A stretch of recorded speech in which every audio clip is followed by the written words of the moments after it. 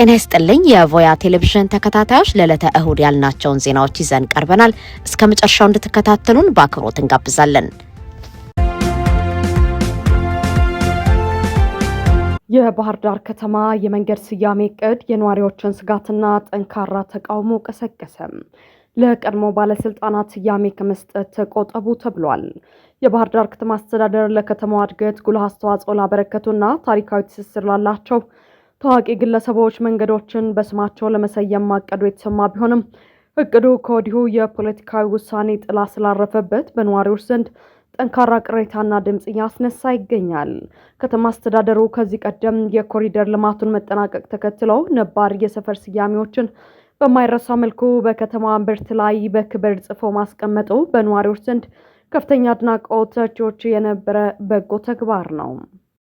አሁንም ቢሆን በከተማዋ ተወልዶ ያደጉ በህዝቡ ዘንድ ትልቅ ክብርና አንቱታን ያተረፉ ሙያተኞችን ማሰብና ታሪካቸውን ህያው ማድረግ ተገቢ መሆኑን ነዋሪዎች ያምናሉ። በዚህ መሰረት በከተማዋ የዘመናዊ ሆቴል በር ከፋች የነበሩትን እንደ አበበ መለሰና በቅርቡ በሞት የተለየውን ታዋቂው ድምፃዊ ሰማሃይ ብለው ያሉ ከክልል አልፈው በሀገርና በዓለም አቀፍ ደረጃ የከተማዋን ስም ከፍ ያደረጉ ሰዎችን በስማቸው መንገድ መሰየም የሚበረታታና ፍጹም ተገቢ ተግባር መሆኑን አስተያየት ሰጪዎች ገልጸዋል። ነገር ግን ይህንን መልካም እቅድ ተከትለው በከተማዋ ውስጥ በሰፊው እየተናፈሰ ያለው መረጃ የነዋሪዎችን ቁጣና ስጋት ቀስቅሷል። ከተማ አስተዳደሩ በዚህ የመንገድ ስያሜ አሰጣጥ ሂደት ላይ ለቀድሞው የብአዴን ወይም የብሔረ አማራ ዲሞክራሲያዊ ንቅናቄ ባለስልጣን ስያሜ ሊሰጥ ነው የሚለው መረጃ የብዙዎችን ትኩረት ስቧል። የከተማዋ ነዋሪዎች አስተዳደሩ የህዝብ ቅሬታን ከሚቀሰቅሱና ታሪካዊ ጠባሳ ካላቸው የፖለቲካ ባለስልጣናት ስያሜ በአስቸኳይ እንዲቆጠብና የህዝብን እውነተኛ ድምጽ እንዲያደምጥ በጥብቅ አሳስበዋል። ይህ የባህር ዳር ከተማ አስተዳደር የጀመረው የመንገድ ስያሜ ዕቅድ በራሱ የከተማዋን ውበት እንዲሁም ታሪካዊና ማህበራዊ እሴት የሚያሳድግ ቢሆንም የፖለቲካ ሽታ መኖሩ ግን የህዝቡን አመኔታ ጥያቄ ውስጥ ጥሎታል። በኪነ ጥበብና በንግዱ ዘርፍ ለከተማ እውነተኛ አሻራቸውን ያሳረፉ እንደ ሰማሃይ በለውና አቶ መኮንን ገበየሁ ያሉ ሰዎችን ማክበር የከተማዋን እውነተኛ ማንነት የሚወክል ሲሆን፣ በተቃራኒው ስማቸው ከፖለቲካዊ ውዝግቦችና ቅሬታዎች ጋር የሚነሳ የቀድሞ ባለስልጣናትን በህዝብ ላይ ለመጫን መሞከር ግን በከተማዋ ላይ አላስፈላጊ የፖለቲካ ፍጥጫን ሊጋብዝ ይችላል። ከተማ አስተዳደሩ የጀመረውን መልካም የኮሪደር ልማት ገጽታ ለማስቀጠል የፖለቲካ ወገንተኝነትን ወደ ጎን በመተው የህዝብን ሙሉ ይሁንታ ያገኙ ማህበራዊና ታሪካዊ መሪዎችን ብቻ ማዕከል ማድረግ እንዳለበት የጉዳዩ ታዛቢዎች ይገልጻሉ። የጀነራል አልቡርሃን ምክትል በኢትዮጵያ ውስጥ እርቀ ሰላም ማድረግ እንደሚፈልጉ ገለጹ። የሱዳን ታጣቂ ኃይል መሪ ሆኑት ማሊክ አጋር የረጅም ጊዜ ጸበኛቸው ከሆኑት አብዱልአዚዝ አልሂሉ ጋር በኢትዮጵያ ውስጥ እርቀ ሰላም ለማውረድ ጥያቄን አቀረቡ። ማሊክ አጋር ከዚህ ቀደም የሱዳን ህዝብ ነጻነት ንቅናቄ ሰሜን ወይንም ሊቀመንበር ሲሆኑ አሁን የሌተናል ጀነራል አብዱልፈታህ አልቡርሃን ምክትል በመሆን እየሰሩ ይገኛሉ። እንዲሁም አብዱልአዚዝ አልሂሉ ደግሞ አሁን የሱዳን ህዝብ ነጻነት ንቅናቄ ሰሜን መሪ ናቸው። አልሂሉ በዚህ ወቅት ከመሐመድ ዳግሎ ፈጥኖ ደራሽ ኃይል ጋር የቀረበ ግንኙነትና አጋርነት ያላቸው ናቸው። ሱዳን ታይምስ በአፍሪካ ህብረት ውስጥ ያሉ ከፍተኛ ዲፕሎማትን በምንጭነት ጠቅሶ እንደዘገበው ማሊክ ከተቀናቃኛቸው ጋር በአዲስ አበባ ውስጥ እርቀ ሰላም ለመፍጠር ለኢትዮጵያ ባለስልጣናት ጥያቄን አቅርበዋል። ይህ የእርቅ ጥያቄ በሁለቱ መካከል ትልቅ ጸብ ተፈጥሮ ከተለያዩበት እንደ አውሮፓውያን አቆጣጠር ከ2017 ወዲህ ትልቁ ዲፕሎማሲያዊ ለውጥ መሆኑን ዘገባው አስረድቷል። የእርቀ ሰላም የሚፈጠር ከሆነ በጦርነት ላይ ባለችው ሱዳን የሰላም ተስፋ ሊፈጥር ይችላል። ይሁንና ስለዚህ ጥያቄ ከኢትዮጵያም ሆነ ካልሂሉ በኩል እስካሁን የተባለ ነገር የለም። ይህ በእንዲህ እንዳለ ማሊክ አጋር በሱዳን ውስጥ ጦርነትን ለማስቆምና ዲሞክራሲያዊ መንግስትን ለማቋቋም የሚያስችል አዲስ ምክር ሀሳብ ይፋ ማድረጋቸውን ባለፈው ሳምንት አልጀዚራ ዘግቦ ነበር። በምክር ሀሳባቸው የጦር ኃይሉ የያዘውን የመንግስት ስልጣን በመተው ነጻና ዲሞክራሲያዊ ምርጫ እንዲደረግ ጥሪ ማስተላለፋቸውን የገለጸው አልጀዚራ ጨምሮ መንግስታዊ ያልሆኑ የታጠቁ ቡድኖችም ራሳቸውን በማፍረስ የመንግስት ጦርን እንዲቀላቀሉ የሚል ምክር ሀሳብ ማቅረባቸውን መዘገቡ አይዘነጋም። ጠቅላይ ሚኒስትር አብይ በደብረ ማርቆስ ማህበረሰብ ላይ ጠንካራ ወቀሳን ሰነዘሩ። ከማስወገድ ይልቅ ተጨማሪ ሽፍታ አበረከታችሁ ብለዋል። ጠቅላይ ሚኒስትር አብይ አህመድ በደብረ ማርቆስ ከተማ ዛሬ ተገኝተው ባደረጉት ንግግር በአካባቢው እየተበራከተ ያለውን የጸጥታ መደፍረስና የታጠቁ ኃይሎችን እንቅስቃሴ አስመልክቶ በማህበረሰቡ ላይ እጅግ ጠንካራ ቀጥተኛና ወቀሳ ያዘለ ትችትን ሰንዝረዋል። ጠቅላይ ሚኒስትሩ በንግግራቸው መንግስትን የሚወጉ ኃይሎችን በይፋ ሽፍታ የሚል ስያሜ የሰጧቸው ሲሆን የአካባቢው ህዝብ የጸጥታ ችግሩን በጋራ ከመፍታት ይልቅ ተጨማሪ ታጣቂዎችን በማፍራት ለችግሩ መባባስ ምክንያት ሆኗል ሲሉም በጽኑ ከሰዋል። ወደ ከተማው የሚወስደው የአየር ትራንስፖርት መመለሱን ያወሱት ጠቅላይ ሚኒስትሩ የየብስ ትራንስፖርቱ በንግግራቸው ሎንችና ያሉት ግን አሁንም በጸጥታ ስጋት ምክንያት ፈታኝ መሆኑን አንስተዋል። በተለይም በአባይ ሸለቆና ሊዶሮ አካባቢ መንገዶችን የዘጉ ኃይሎች ማህበረሰቡ በጋራ ማጥፋት ሲገባው ጭራሽ ከዚህ ደጀን መሄድ እንዳንችል ተጨማሪ ሽፍቶች ማበርከታችን ተገቢ አይመስለኝም በማለት ማህበረሰቡ ለታጠቁ ኃይሎች እያደረገ ያለውን ድጋፍ በይፋ አውግዘዋል። ደብረ ማርቆስ ወሎና ወለጋን በማስተሳሰር ሌሎች የኢትዮጵያ ክፍሎች ትልቅ የአብሮነት ተምሳሌት የነበረች ከተማ ብትሆንም አሁን ግን ሰዎች በነጻነት ወጥተው መግባት ወደማይችሉበት የጸጥታ ስጋት ቀጠናነት መቀየሯ እጅግ አጠያያቂና ጥዩፍና የማይገባ ተግባር መሆኑንም አስምረውበታል። በተጨማሪም አሁን በሀገሪቱ እየታየ ያለው የብሔር ፖለቲካ መቆሚያ እንደሌለው አበክረው አስጠንቅቀዋል። አማራና ኦሮሞ እያለ የሚከፋፈል ሰው ውሎ አድሮ ጎንደርና ጎጃም፣ ምስራቅ ምዕራብና ጎጃም ማለቱ አይቀርም። በመጨረሻም በአንድ እናት ማህፀን የወጣን ቤተሰብ እስከ መከፋፈል ይደርሳል በማለት የዘር ፖለቲካው መጨረሻ የከፋ የእርስ በርስ መበታተን መሆኑን በምሬት አስገንዝበዋል። ይህ የጠቅላይ ሚኒስትሩ ንግግር መንግስት በአማራ ክልል በተለይም በጎጃም አካባቢ ካሉ የታጠቁ ኃይሎች ጋር ያለውን ፍጥጫ ተከትሎ የቀረበ ነው። ንግግሩ ከወትሮ የተለየ የሰላና የማህበረሰቡ ሽማግሌዎችና ነዋሪዎችን በቀጥታ ተጠያቂ የሚያደርግ ነው። ከመንግስት ጎን በመቆም በአካባቢው ታጣቂዎችን ህዝቡ በራሱ እንዲያወግዝና እንዲያገል የተሰጠ ጥብቅ ማስጠንቂያ መልክ ያለው መሆኑን የፖለቲካና የጸጥታ ተንታኞች ይገልጻሉ። አያይዘውም ችግሩን በውይይት ከመፍታት ይልቅ አሁንም የኃይል አማራጭና የቃላት ጦርነቱ ጫፍ ላይ መድረሱን የሚያመላክት ክስተት ነው። የኢትዮጵያ ታላቁ የወርቅ ማዕድን በቻይና ኩባንያ እጅ ገባ። መንግስት የ4 ቢሊዮን ዶላሩን የዚጂን ጎልድ ግዢ አጸደቀ። የኢትዮጵያ መንግስት የቻይናው ግዙፍ የማዕድን ኩባንያ ዚጂን ጎልድ የካናዳውን አላይድ ጎልድ ኮርፖሬሽን በ4 ቢሊዮን ዶላር ጠቅልሎ ለመግዛት ያቀረበውን ጥያቄ በይፋ ማጽደቁ ተሰማ። የውሳኔ በምዕራብ ኢትዮጵያ የሚገኘውና በቅርብ ሳምንታት ውስጥ ይመረቃል ተብሎ የሚጠበቀው የሀገሪቱ ትልቁ የኩርሙክ የወርቅ ማዕድን ፕሮጀክት ሙሉ በሙሉ በቻይናው ኩባንያ ስር እንዲወድቅ መንገዱን ከፍቷል። ባለፈው ጥር ወር ይፋ የተደረገው ይህ ግዙፍ የሽያጭ ስምምነት በቶሮንቶና ኒውዮርክ የስቶክ ገበያዎች ላይ የተዘረዘረውን የካናዳውን አላይድ ጎልድ በ4 ቢሊዮን ዶላር ወይም 5.5 ቢሊዮን የካናዳ ዶላር ጥሬ ገንዘብ ወደ ሆንግ ኮንጉ ዚጂን ጎልድ የሚያዘዋውር ነው። የኢትዮጵያ ባለስልጣናት ይህንን ግዢ ያጸደቁት ካናዳ፣ አሜሪካ፣ የኮሜሳ የውድድር ባለስልጣናትና ሌሎች የአፍሪካ ሀገራት ይሁንታቸውን መግለጻቸውን ተከትለው ሲሆን የመጨረሻዊ ፊርማ ማጠናቀቂያ ቀንም ጁላይ 29 ሆኖ ተቆርጧል። ማዕድኑ ከአዲስ አበባ 750 ኪሎ ሜትር ርቀት ላይ በቤንሻንጉል ጉሙዝ ክልል አሶሳ ዞን ኩርሙክ ወረዳ የሚገኝ ሲሆን 620 ሚሊዮን ዶላር ፈሰስ ተደርጎበታል። ይህ ፕሮጀክት ወደ ስራ ሲገባ የኢትዮጵያ ትልቁ ዘመናዊ የወርቅ ማዕድን የሚሆን ሲሆን በአመት 6.4 ሚሊዮን ቶን አፈር የማላመጥ አቅም አለው። በመጀመሪያዎቹ ዓመታት 290 ሺህ አውንስ እንዲሁም ለቀጣዮቹ 10 ዓመታት በአማካይ 240 ሺህ አውንስ ወርቅ ያመርታል ተብሎ ይጠበቃል። ማዕድኑ በአሁኑ ሰዓት 2.7 ሚሊዮን አውንስ የተረጋገጠ የወርቅ ክምችት ወይም ሪዘርቭስ ያለው ሲሆን በዓለም ላይ ካሉ አነስተኛ ወጪ ከሚጠይቁ የማዕድን ማውጫዎች አንዱ እንደሚሆን ተገምቷል። በዚህም መሰረት 1 አውንስ ወርቅ ለማምረት ከ950 ዶላር በታች ወጪ እንደሚጠይቅ ታቅዷል። በአሁኑ ወቅት የኢትዮጵያ ኤሌክትሪክ ኃይል የመብራት መስመር ዝርጋታን ጨምሮ መሰረተ ልማቶች በመጠናቀቃቸው ማዕድኑ በሳምንታት ውስጥ ወደ ንግድ ምርት ይገባል። ምንም እንኳን የባለቤትነት መብቶ ወደ ቻይናው ኩባንያ ቢዛወርም አላይድ ጎልድ ባወጣው መግለጫ ከዋናው ኩባንያ የባለቤትነት ለውጥ ውጪ ማዕድኑ በነባሩ የህግ የቁጥጥርና የውል ማዕቀፍ መሰረት ስራውን አጠናክሮ እንደሚቀጥል አረጋግጧል። ይህ ግዙፍ የባለቤትነት ዝውውር የኢትዮጵያን የማዕድን ዘርፍ ገጽታ በከፍተኛ ሁኔታ የሚቀይር ክስተት ነው።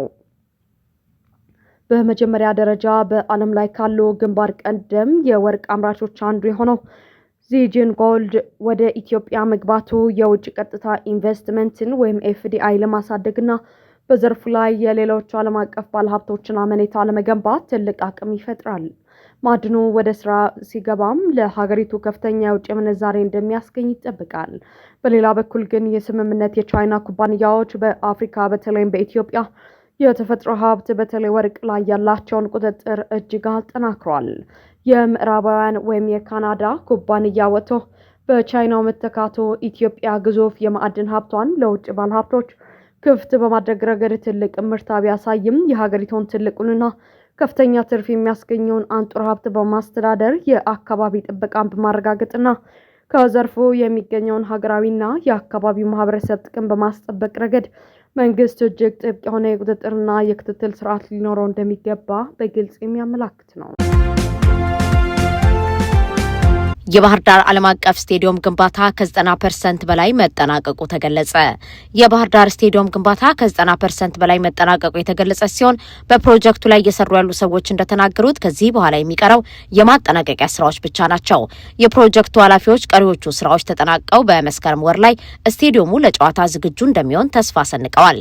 ስቴዲየሙ የፊፋን መስፈርት በሚያሟላ ሁኔታ ማሻሻያዎች እየተደረጉለት ሲሆን ስራውን በበላይነት የሚቆጣጠረው ሚድሮክ ኢትዮጵያ ነው። የስቴዲየሙን ዲዛይን የሰራውና የፕሮጀክቱ ተቆጣጣሪ የሆነው ኤምኤች ኢንጂነሪንግ ዋና ስራ አስኪያጅ ዶክተር መሰለ ኃይሌ እንደገለጹት ስራው ሊዘገይ የቻለው የፊፋ መስፈርቶች ስለሚለዋወጡ ነው። እነዚህ መስፈርቶች በማሟላት አሁን ከበፊቱ በተሻለ ዓለም አቀፍ ውድድሮችን ለማስተናገድ በሚያስችል ሁኔታ እየተጠናቀቀ እንደሚገኝም አስረድተዋል። ለምሳሌ ከጅምሩ ስቴዲየሙ 2 የመልበሻ ክፍል እንዲኖረው ተደርጎ የተሰራ መሆኑን ገልጸው አሁን ግን የፊፋ መስፈርት 4 መሆኑን ገልጸዋል። በዚህ መሰረት 4 የመልበሻ ክፍል ያለው የስቴዲየም የሚዲያዎች መቀመጫዎችን፣ መግቢያ በሮችን፣ ውስጣዊ ዲዛይኑንና ሌሎች የመሰረተ ልማቶች የፊፋ የወቅቱን መስፈርት ባሟላ ሁኔታ መቀየሩን ጠቅሰዋል። ጨምሮም አሁን የስትራክቸር ግንባታ ስራ አጠናቀናል። የሚቀረን ከውጭ የሚመጡ የማጠናቀቂያ እቃዎችን መግጠም ብቻ ነው ብለዋል። የተመልካች መቀመጫውና ሜዳው መጠናቀቁንም አስረድተዋል። ለዚህ ፕሮጀክት ከፊል የፋይናንስ ድጋፍ ያደረገው ሚድሮክ ኢትዮጵያ ወደ 1 ቢሊዮን ብር ወጪ ማድረጉን የሚገልጹ የሚድሮክ ዋና ስራ አስፈጻሚ አቶ ጀማል አህመድ በተጨማሪ ድርጅቱ ኮንትራክተር በመሆኑ አስተዋጽኦ ማድረጉንም ለፎርቹን ጋዜጣ በሰጡት መግለጫ አስረድተዋል። የባህር ዳር ስቴዲየም ግንባታ የተጀመረው እንደ አውሮፓውያን አቆጣጠር በ2008 ሲሆን በእቅዱ መሰረት መጠናቀቅ የነበረበት በ2015 ነበር። ይሁንና የፊፋን መስፈርት ባለማሟላቱ እገዳ ሊጣልበት ችሎ ነበር። ይህ ደግሞ የስቴዲየሙን ፕሮጀክት ወደ አዲስ ምዕራፍ ተሸጋግሮ አሁን ያለበት ደረጃ ደርሷል። በኤርትራ በትምህርት ስም የወጣቶች ወታደራዊ ምልመላ እንደሚቀጥል የፕሬዝዳንት ኢሳያስ ንግግር አረጋገጠ። በኤርትራ የሳዋ ማሰልጠኛ ማዕከል የ12ኛ ክፍል መደበኛ ትምህርታቸውን ከግዴታ ወታደራዊና ከገዢው ግህደፍ ፓርቲ ፖለቲካ ስልጠና ጋር አደባልቀው የቆዩ 38ኛ ዙር የብሔራዊ አገልግሎት አባላት ምረቃ ትናንትና ጁላይ 11 ቀን 2026 ዓ.ም ተካሂዷል። በምረቃው ስነ ስርዓት ላይ ፕሬዝዳንት ኢሳያስ አፈወርቂና ከፍተኛ የመንግስት የፓርቲ ባለስልጣናት ተገኝተዋል።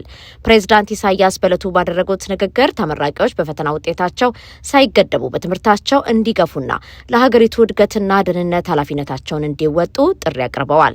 ይሁንና ይህ የፕሬዝዳንት ንግግርና አጠቃላይ የሳዋ ማሰልጠኛ ማዕከል መዋቅር የወጣቶችን ሁለተኛ ደረጃ ትምህርት ማጠናቀቂያ ጊዜ ከወታደራዊ የደንብ ልብስና ከአንድ ወገን የፖለቲካ አስተሳሰብ ጋር ማቀላቀሉ በሀገሪቱ ወጣቶች ላይ የተጫነውንና አማራጭ የሌለው የወታደራዊ መዋቅር ቅኝት በግልጽ የሚያሳይ ነው ሲሉ የፖለቲካ ተንታኞች ይሞግታሉ።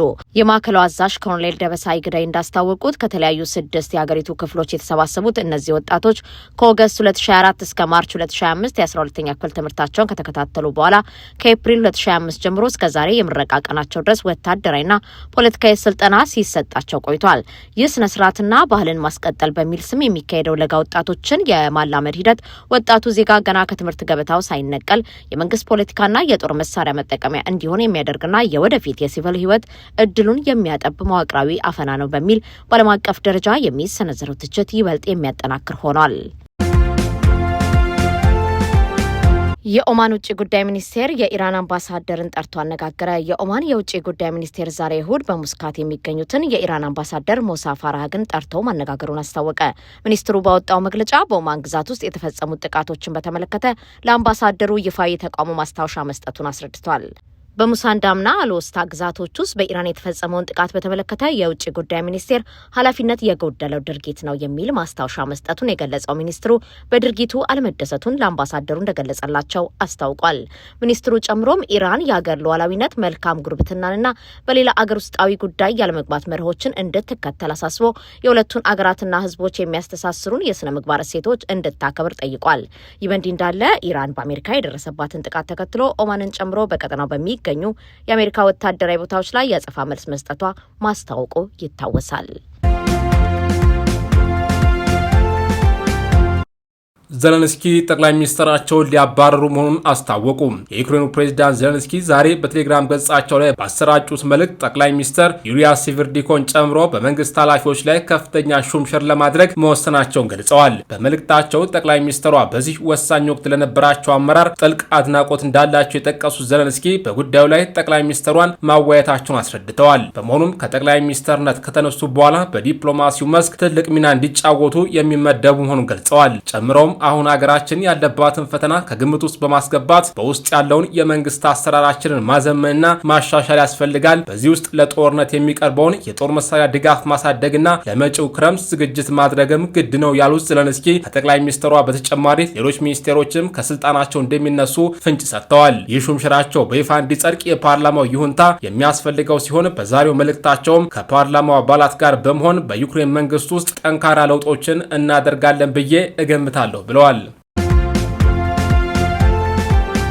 የሱዳን ሲቪል ኃይሎች ህብረት የጦር ኃይሉ የኬሚካል ጦር መሳሪያ በመጠቀም በዓለም አቀፍ ደረጃ ተጠያቂ እንዲሆን ጥረት ማድረጋችንን እንቀጥላለን አለ። የሱዳን ሲቪል ኃይሎች ህብረት ወይንም ቃሚም ቃል አቀባይ ኦስማን አብዱራህማን ሱሌይማን ካላይን ጋር ባደረጉት ቃለ ምልልስ የጀነራል አብዱልፈታህ ቡርሃን ጦር ኃይል የተከለከሉ ጦር መሳሪያዎችን በሱዳን ህዝብ ላይ በመጠቀሙ የተነሳ በዓለም አቀፍ ደረጃ እየቀረበበት ያለውን ክስ እንደሚደግፉ አስታውቀዋል። ይህን የገለጹት አሜሪካ በሱዳን ኬሚካል ጦር መሳሪያዎች ላይ ፈጣን ፍተሻ እንዲደረግ መጠየቋን ተከትሎ ነው። ትላንት በጄኔቫ በተካሄደው 112ኛው የኬሚካል ጦር መሳሪያዎች ክልከላ ጽህፈት ቤት መደበኛ ስብሰባ ላይ የአሜሪካ መንግስት የሱዳን ጦር ኃይል የኬሚካል ጦር መሳሪያ እየተጠቀመ መሆኑን በጥብቅ ተቃውሞ ዓለም አቀፍ መርማሪዎች በአስቸኳይ በአገሪቱ ውስጥ ፍተሻ እንዲያከናውኑ ማሳሰቡ ይታወቃል። የህብረቱ ቃል አቀባይ ኦስማን አብዱራህማን ሱሌይማን በዚህ ቃለ መልሳቸው የጦር ኃይሉ የኬሚካል ጦር መሳሪያዎችን ለመጠቀም ማረጋገጫ የሚሆኑ በርካታ ተጨባጭ ማስረጃዎችን መያዛቸውን ጠቅሰው ይህንንም ለሚመለከተው አካል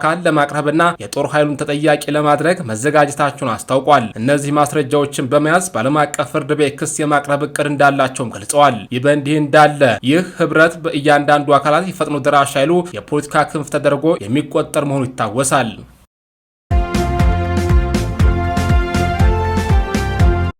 ዩናይትድ አረብ ኤምሬት የሚሳኤል ስጋትን ቀንና ሌሊት እየተከታተለች መሆኑን አስታወቀች። የዩናይትድ አረብ ኤምሬት መንግስት ዛሬ ባወጣው መግለጫ ከድንበሩ አቅራቢያ የሚሳኤል ስጋቶች እየታዩ መሆኑን አረጋግጧል። የሀገሪቱን ብሔራዊ የአደጋና ቀውስ አስተዳደር ባለስልጣን በመግለጫው እስካሁን ያለው ሁኔታ የተረጋጋ ቢሆንም በከፍተኛ ሁኔታ ንቁ ሆኖ ጥበቃውን በማከናወን ላይ እንደሚገኝ አስረድቷል። በዛሬው ዕለት በድንበር አቅራቢያ የሚሳኤል ስጋቶች መታየታቸውን ከስትራቴጂካዊ አጋሮች ጋር በመሆን ለማረጋገጥ መቻሉን የጠቀሰው መግለጫው ይሁንና ይህ የተከሰተው ኤምሬት ድንበር ውጭ መሆኑን ጠቅሷል። የሚሳኤል መከላከያ ስርዓቶች በተጠንቀቅ ቆመው ቀንና ላይ ክትትል ማድረጋቸው እንደቀጠሉ ያስታወቀው መግለጫው መለስተኛው የአደጋ ስጋት በሚኖርበት ጊዜ እንኳን በተለመዱ ይፋዊ ቻናሎች የቅድመ ማስጠንቀቂያ መልእክት እንደሚሰጥ ገልጿል። ባለስልጣኑ ይህን መግለጫ ከማውጣቱ ከጥቂት ሰዓታት በፊት የሀገሪቱ መከላከያ ሚኒስቴር የአየር መቃወሚያ ስርዓቶች የሚሳኤል ስጋት አሳይተዋል በሚል በመላው ሀገሪቱ የጥንቃቄ ማስጠንቀቂያን አስተላልፎ ነበር። ህጻናት ታዳጊዎች ማህበራዊ ሚዲያን እንዳይጠቀሙ የሚያግዱ ሀገራት እየጨመሩ ነው። እንደ ኤኤፍፒ ዘገባ ህጻናትና ታዳጊዎች ማህበራዊ ሚዲያዎችን ከመጠቀም እንዲቆጠቡ ህግ በህግ የደነገጉ ሀገራት አሁን ከ20 በላይ ለመሆን የቻሉ ሲሆን ከነዚህ ውስጥ ቢያንስ 5ቱ ህጉን ተግባራዊ ማድረግ ጀምረዋል። በአብዛኞቹ በእነዚህ ህጎች ውስጥ የተደነገገው እድሜያቸው ከ15 ወይም ከ16 በታች የሚል ነው። አንድ የዘርፉ ባለሙያ እንደገለጹት ተመሳሳይ ህግ በ27ቱ የአውሮፓ ህብረት አባል ሀገራት ውስጥ እንዲወጣ የሚደነግግ ረቂቅ በሚቀጥለው በሚቀጥለው ሳምንት ለአውሮፓ ፓርላማ ይቀርባል። እስካሁን ባለው መረጃ አውስትራሊያ ከታህሳስ ወር 2025 አንስቶ እድሜያቸው ከ16 ዓመት በታች የሆኑ ማህበራዊ ሚዲያን እንዳይጠቀሙ ያገደች ሲሆን ቻይናም ከ2023 ጀምሮ ተመሳሳይ እርምጃን ወስዳለች። ኢንዶኔዥያና ማሌዥያም በያዝነው ዓመት ይህንን ህግ ተግባራዊ አድርገዋል። ቱርክም ከሚያዝያ ወር አንስቶ እድሜያቸው ከ15 ዓመት በታች የሆኑ ላይ ክልከላ የጣለች ሲሆን ዩናይትድ አረብ ኤምሬት ደግሞ ህጉን ብታወጣም በአንድ ዓመት ውስጥ ተግባራዊ እንደሚሆን ማስታወቁ ይታወሳል። የሃላንድ አባት ቤሊንግሃምና ዳኛው ጥሩ ተጫውተዋል አሉ። በፊፋ 2026 ዓለም ዋንጫ እንግሊዝ በጭማሪ ሰዓት ባገባችው ጎል 2-1 ኖርዌይን ለማሸነፍ ብትችልም የኤርሊንግ ሃላንድ አባት ግን ውጤቱን ተችተዋል። ልክ የጨዋታው መጠናቀቅ የሚገልጸው ፊሽካ እንደተነፋ የቀድሞ የማንቸስተር ሲቲና የሊድስ ዩናይትድ አማካኝ የሆኑት አልፊ ሃላንድ ቤሊንግሃምና ዳኛው ጥሩ ተጫውታቸዋል ሲሉ በማህበራዊ ሚዲያቸው ላይ ጽፈዋል። ይህ መልእክታቸውም በአጭር ጊዜ ውስጥ በስፋት ተሰራጭቶ መነጋገሪያን ሆኗል። ብዙዎች ይህን መልእክት ያነጣጠረው ለእንግሊዝ ሁለቱንም ጎሎች ባስቆጠረው ጄዲ ቤሊንግሃም ላይ ሳይሆን ጨዋታውን በመሩት ዳኛ ላይ መሆኑን እየገለጹ ይገኛሉ። አልፊ ሃላንድ ይህን ለመናገር የተገደዱት በጨዋታው ወቅት የታዩ ሁለት ክስተቶች ከመነሳት ይመስላል። አንደኛው ክስተት ኖርዌይ 2 ጎል ካገባች በኋላ ዳኛው ቫር ተመልክተው ኤርሊንግ ሃላንድ ፋውል ሰርቷል በማለት እንዲሻር ያደረጉበት ነው። ሁለተኛው ክስተት ደግሞ ጄዲ ቤሊንግሃም የአቻነቷን ጎል ከማግባቱ በፊት ኳሷ በስቴዲየም ውስጥ የሚገኘውን የኬብል ካሜራ ነክታለች በሚል የቀረበው አቤቱታ ነው። በፊፋ ሕግ መሰረት ኳስ የካሜራ ኬብልን ከነካ ጨዋታው ወዲያውኑ ቆሞ ኳስ በማሻማት መቀጠል ይኖርባታል። ይሁንና ጨዋታው እንዲቀጥል በመደረጉ እንግሊዝ ወደፊት ገፍታ ጎሉን እንዳስቆጠረች የኖርዌይ ደጋፊዎች ይሞግታሉ። ነገር ግን ለዚህ ክርክር ፊፋ ሁኔታውን በድጋሚ ገምግሞ ኳሷ ኬብሉን እንዳልነካች ማረጋገጡን አስታውቋል። ኢራን ሆርሙዝ ሰርጥ ተዘግቷል ስትል አሜሪካ ደግሞ ክፍት ነው አለች። የኢራን አብዮታዊ ዘብ ወሳኝ የሆነው የመርከቦች መተላለፊያ ሆርሙዝ ሰርጥ ከዛሬ አንስቶ መዘጋቱን ማስታወቁ ይታወሳል። ሌላ መግለጫ እስከሚሰጥ ድረስም የባህር መተላለፊያ ዝግ ሆኖ እንደሚቆይ ገልጸዋል። ይሁን እንጂ የአሜሪካ ፕሬዚዳንት ዶናልድ ትራምፕ ዛሬ ከኤንቢሲ ቴሌቪዥን ጋር ባደረጉት ቃለ ምልልስ ሆርሙዝ ሰርጥ ክፍት መሆኑን ተናግረዋል። ፕሬዚዳንቱ ይህንን ከመናገራቸው ከጥቂት ሰዓታት በፊት የአሜሪካ ጦር ኃይል ባወጣው መግለጫ ማናቸውም በህጋዊ መንገድ ዓለም አቀፍ የውሃ መስመር ለማለፍ ለሚፈልጉ መርከቦች ክፍት መሆኑን ገልጾ ደህንነታቸውን ለመጠበቅ ዝግጁ መሆኑን አስታውቋል። የአሜሪካ ማዕከላዊ ህዝብ በመግለጫው ከኢራን በኩል ዛቻ፣ ማስፈራሪያ፣ ትንኮሳና ለአስፈላጊ ንግግር እየተሰራጨ መሆኑን ጠቅሶ ይሁንና በሆርሙዝ ሰርጥ መርከቦች እንደልባቸው እያለፉ መሆኑን አስረድቷል። ኢራን ይህንን ስትራቴጂያዊ የውሃ መስመር እንደማትቆጣጠርም ገልጿል። የአርቲፊሻል ኢንተለጀንስ ወይም ኤአይ መስፋፋት በኢትዮጵያ ኪነ ጥበብ የፈጠራ ማነቃቂያ ወይስ የማንነት ስጋት? የኢትዮጵያ ሳይንስ አካዳሚ በቅርስ ባለስልጣን አዳራሽ ባዘጋጀው ከፍተኛ የፓናል ውይይት የአርቲፊሻል ኢንተለጀንስ ወይም ኤአይ በኢትዮጵያ የኪነ ጥበብና የባህል ቅርሶች ላይ ሊያሳድር የሚችለውን አዎንታዊና አሉታዊ ተጽዕኖ በተመለከተ በምሁራን ዘርፉ ባለሙያዎች መካከል ሰፊ ክርክር ተካሂዷል።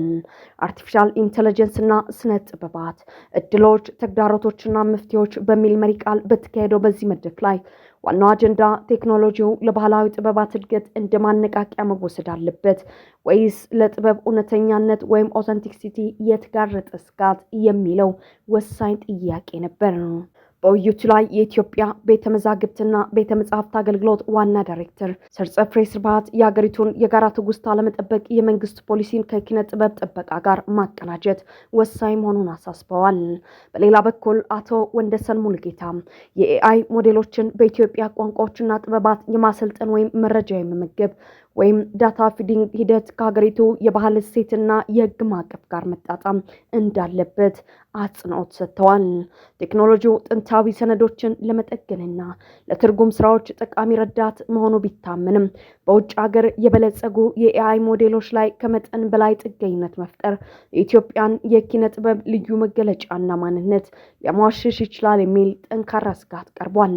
ይህ የሳይንስ አካዳሚው መድረክ በቴክኖሎጂው መራመድና በባህል ጥበቃ መካከል ያለውን ስሱ ሚዛን ፍንትው አድርጎ ያሳየ ነው። ቴክኖሎጂውን ሙሉ በሙሉ መግፋት የማይችል መሆኑ ግልጽ ቢሆንም ኢትዮጵያ የራሷን የዲጂታል መረጃ ሉዓላዊነት ወይም ዳታ ሶቨሬኒቲ ካላረጋገጠች ግን የሀገሪቱ ባህላዊ ጥበባት በውጭ ሀገር አስተሳሰብ በተሰሩ የኤአይ ሞዴሎች የመዋጥ የመቀለጽ ከፍተኛ አደጋ ተጋርጦባቸዋል። መፍትሄው የቴክኖሎጂ አልሚዎችና የኪነ ጥበብ ባለሙያዎች በጋራ በመስራት ቴክኖሎጂው ባህልን የሚያጠፋ ሳይሆን የሀገርን ማንነት ይበልጥ የሚያስተዋውቅበትን ህጋዊና ስነ ምግባራዊ ስርዓት በአስቸኳይ መዘርጋት መሆኑን የታሪካዊ ጅምር ያመላክታል። ፊፋ የዓለም ዋንጫ ተሳታፊ ሀገራትን ቁጥር ወደ 64 ለማሳደግ ያቀረበውን ሐሳብ እነማን ተቃወሙ? የዓለም አቀፍ የእግር ኳስ ማህበር ፊፋ እንደ አውሮፓውያን አቆጣጠር በ2030 በሚካሄደው የዓለም ዋንጫ ላይ ተሳታፊ ሀገራትን ቁጥር ወደ 64 ለማሳደግ ያቀረበው ሐሳብ ከወዲሁ ከፍተኛ ተቃውሞና ትችትን እያስተናገደ ይገኛል። የውድድሩን የማጣሪያ ሂደት ትርጉም አልባ ያደርገዋል በሚል በስፋት የተተቸው ይህ እቅድ በተለይም በአውሮፓ እግር ኳስ ማህበር ፕሬዚዳንት አሌክሳንደር ቸፈሬን ዘንድ መጥፎ ሐሳብ የሚል ስያሜም ተሰጥቶታል። ቸፈሪ ሐሳቡ ውድድሩም ሆነ የአውሮፓን የማጣሪያ ውድድሮች በእጅጉ እንደሚጎዳ ተናግረዋል። የሰሜን አሜሪካው ፕሬዚዳንት ቪክቶር ሞንታግሊንም በተመሳሳይ ውሳኔውን ጥሩ ሐሳብ አይደለም ሲሉም ውድቅ አድርገውታል። በተጨማሪም በአሁኑ ወቅት እየተካሄደ ባለው የ48 ሀገራት ውድድር ላይ የጋና ብሔራዊ ቡድን ዋና አሰልጣኝ የሆኑት ካርሎስ ኬሮስ የቡድኑ ድልድል ጨዋታዎች ከተጠናቀቁ በኋላ የቡድኖች ቁጥር መጨመር የማጣሪያውን ሂደት ዋጋ እንዳሳጠውና ውድድሩን ተራና ዝቅተኛ እንዳደረገው በቁጭት ገልጸዋል። ከፊፋ 2010 አባል ሀገራት መካከል ከሩብ በላይ የሚሆኑትን በአንድ ውድድር ላይ ማሳተፍ የክልላዊ ማጣሪያዎችን ፉክክር ሙሉ በሙሉ ያጠፋዋል የሚለው ስጋትን በርካቶች መነጋገሪያ ሆኗል። እነዚህ ሁሉ ጠንካራ ተቃውሞዎች ቢኖሩም የፊፋ ፕሬዝዳንት ጂኒ ኢንፋንቲኖ ግን ከዘንድሮ የዓለም ዋንጫ በኋላ ይህ የ60 ሀገራት ተሳትፎ ጉዳይ በሚመለከታቸው ኮሚቴዎች በቁም ነገር እንደሚታይ አረጋግጠዋል። ኢንፋንቲኖ እያንዳንዱ ሀገር በዓለም ዋንጫው የመሳተፍ ህልም እንዲኖረው ሊፈቀድለት ይገባል፣ ለትናንሽ ሀገራት እድል ካልሰጠን ራሳቸውን ለማሻሻል የሚያስችል መነሳሳት አይኖራቸውም በማለት እቅዱን ተከላክለዋል። ዘንድሮ ወደ 48 ያደገ ውድድርም 100% ስኬታማ ሲሉም አሞካሽተውታል። ይህ የ60 ሀገራት ውድድር ሐሳብ ለመጀመሪያ ጊዜ የመነጨው በደቡብ አሜሪካ የእግር ኳስ ባለስልጣናት ሲሆን ዋና ዓላማውም በ2030 ውድድር ላይ ያላቸውን የማስተናገድ ሚና ለማሳደግ ነው። የ2030 የዓለም ዋንጫ በ3 አህጉራትና በ6 ሀገራት ሞሮኮ፣ ፖርቹጋል፣ ስፔን እንዲሁም በደቡብ አሜሪካ ኡራጋይ፣ አርጀንቲናና ፓራጓይ የሚካሄድ ሲሆን በአሁኑ ድልድል የደቡብ አሜሪካ ሀገራት እያንዳንዳቸው አንዳንድ ጨዋታ ብቻ እንዲያስተናግዱ ነው የተወሰነው። ሀገራቱ ግን ወደ 64 በማሳደግ ግን እያንዳንዳቸው ሙሉ የምድብ ጨዋታዎችን ማስተናገድ ይችላሉ የሚል እሳቤ ያላቸው የኮንቤር ፕሬዝዳንት አሌሃንድሮ ዴሜኔዝ ይህንን ሐሳብ ዓለም ቢያንስ ለአንድ ጊዜ አንድ የሚያደርግ ህልሜ ነው ብለውታል። የዓለም ዋንጫው ከ1998 እስከ 2022 ድረስ በ32 ሀገራት ሲካሄድ የቆየ ሲሆን በአሁኑ ወቅት በአሜሪካ፣ ካናዳና ሜክሲኮ አዘጋጅነት እየተካሄደ ባለው የ2026 የዓለም ዋንጫ ተሳታፊዎች ወደ 48 ማደጋቸው ይታወሳል። በሌላ ዜና የፊፋው ፕሬዝዳንት ኢንፋንቲኖ ከአሜሪካው ፕሬዝዳንት ዶናልድ ትራምፕ ጋር በየቀኑ ማለት ይቻላል እየተነጋገሩ መሆኑና ትራምፕ እስካሁን በአካል ተገኝተው ጨዋታ ባይመለከቱም በቴሌቪዥን እያንዳንዱን ጨዋታ እየተከታተሉ መሆኑን ገልጸዋል። ፕሬዝዳንት ትራምፕ በዓለም ዋንጫው የፍጻሜ ጨዋታ ላይ በአካል ታድመው ለአሸናፊው ቡድን ታላቁን ዋንጫ እንደሚያበረክቱም ኢንፋንቲኖ በድጋሚ አረጋግጠዋል።